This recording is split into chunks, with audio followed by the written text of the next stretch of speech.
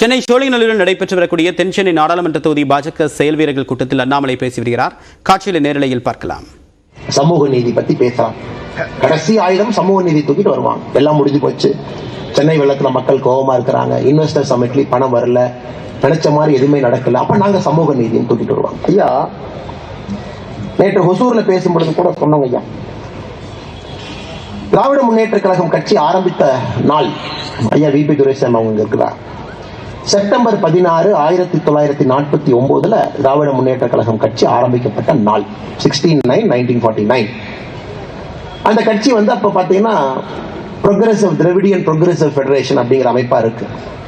அப்ப அவங்க எல்லாம் சென்னையில ஒரு இடத்துல உட்கார்ந்து மீட்டிங் போட்டு ஒரு செயற்குழு மாதிரி கூட்டத்தை கூட்டி நாங்க திமுக ஆரம்பிக்கிறோம்னு சொல்றாங்க.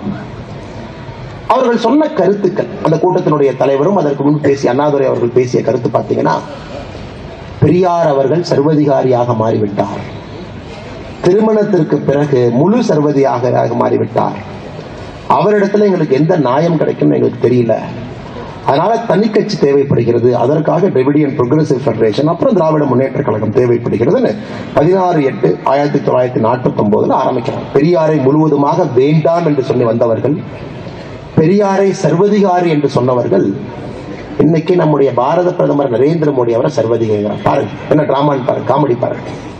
இன்னைக்கு இல்ல பெரியார் அவர்கள் தான் எங்களுக்கு